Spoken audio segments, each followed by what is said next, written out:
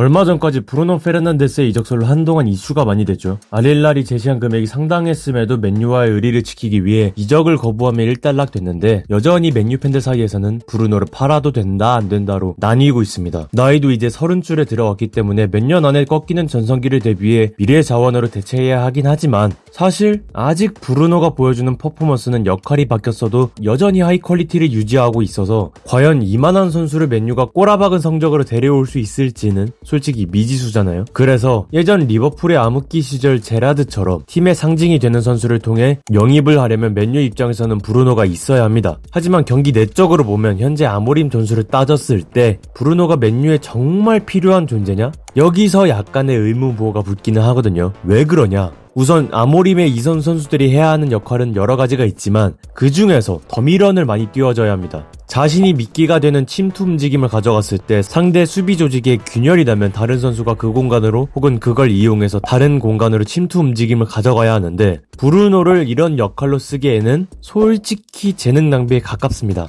많이들 아시다시피 브루노가 가장 좋아하고 영향력을 많이 발휘하는 지역은 바로 박스 바깥 하프 스페이스 지역이잖아요. 이 지역에서 찔러주거나 창의적인 패스를 시도할 때 가장 위협적인 선수인데 그 능력을 포기하고 침투 움직임만으로 활용하는 건 어떤 감독이라도 아쉽다 느낄 겁니다. 그래서 미끼가 되는 침투 플레이를 잘해줄 수 있는 선수를 데려오기 위해 이번 이적 시장에서 쿠냐를 데려왔고 은베모도 영입하려 하고 있고 가십이긴 하지만 쿠두스도 링크가 나고 있어요. 즉 브루노를 2선으로 올려 쓰기에는 아모림 전술에서 본인의 장점을 100% 발휘할 수 없어서 차라리 3선으로 내리는 게 더 낫습니다. 근데 3선으로 내려가도 여기서는 또 다른 문제가 생겨요. 이것도 다들 아실 테지만 브루노의 단점을 하나 꼽으라고 하면 수비력이잖아요. 솔직히 2선으로 나왔을 때는 수비에 문제가 있긴 했는데 그래도 후방에서 어떻게 구조를 가져가느냐에 따라 어느 정도 커버가 가능하지만 3선에서 수비가 구멍이 나면 이건 대천사가 나버립니다. 브루노가 얼마나 수비를 못하는지 제가 예시를 보여드리자면 지금은 트랜지션 상황에서 입스위치가 공격으로 전환하는 과정이에요. 수비가 리커버리하는 시간을 벌기 위해 우선 더리우트가 1차적으로 시간을 끌었지만 쉽게 열렸고 우가르테도 반응이 늦었어요. 근데 이렇게 뚫려도 브루노가 중앙에서 패스하는 길을 커버하고 있으면 상대에게 개인 드리블이나 측면으로 전개를 강요할 수 있어요. 뒤에 보시면 요로 대기하고 있고 가르나초가 반대 측면에서 좋은 리커버리 수비 움직임을 가져가고 있거든요.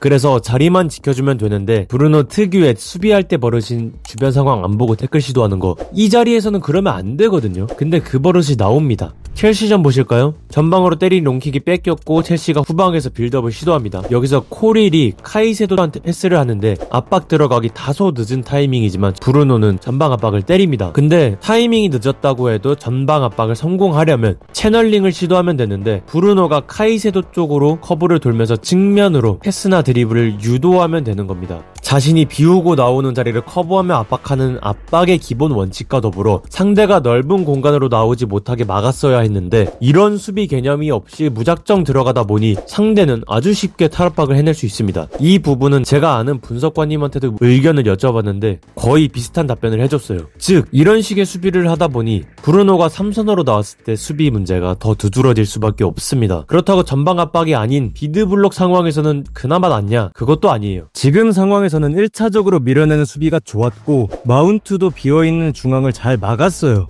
그럼 브루노는 빨리 상황을 캐치하고 측면을 막을 준비를 해야 합니다. 왜냐? 우선 뒤에 이 선수가 내려가도 루크쇼가 나와서 잡아줄 수 있죠. 다른 선수들도 수비 위치가 좋았어요. 그럼 측면에 있는 프리맨이 공을 받아도 뭐 어떻게 할 수 없게 빠르게 따라붙어주는 수비만 해주면 됩니다. 근데 브루노는 이런 수비 개념이 부족하기 때문에 자기 자리로 복귀하는 움직임만 보여줬고 결국 저 프리맨이 계속 밀고 들어가서 크로스하는 상황까지 만들어냈습니다. 브루노를 3선에 활용하기에는 이런 작은 수비 디테일부터 기본적인 수비 개념까지 부족한 부분들이 많이 있기 때문에 리스크가 큽니다. 근데 수비 말고 빌드업에서는 또 굉장히 도움이 많이 되죠. 최후방에서는 이런 빌드업 포지셔닝을 가져가는 맨유인데 우가르테랑 나올 때는 발밑이 좋지 않은 파트너의 단점을 브루노가 최후방부터 좋은 패스 퀄리티로 커버해주고 카세미르랑 나올 때에는 이 위치에서 프리맨이 돼서 보다 높은 위치에서 파이널 서드로 찔러주는 패스를 해주는 해주고, 또 파이널 서드에서 공격할 때 브루노가 가장 위협적인 모습을 보이는 요 지역에서 활동이 가능해지죠. 공격을 생각하면 브루노의 삼선은 패스를 잘하는 파트너만 여름 이적 시장 때 데려올 수만 있다면 괜찮은 선택일 수 있지만, 수비까지 생각한다면 브루노에게 수비 개념을 탑재시켜야 하는 과제가 생기기 때문에 이걸 단기간에 만들어낼 수 있을지는 저는 솔직히 어렵다고 봅니다. 여러분은 어떻게 생각하시는지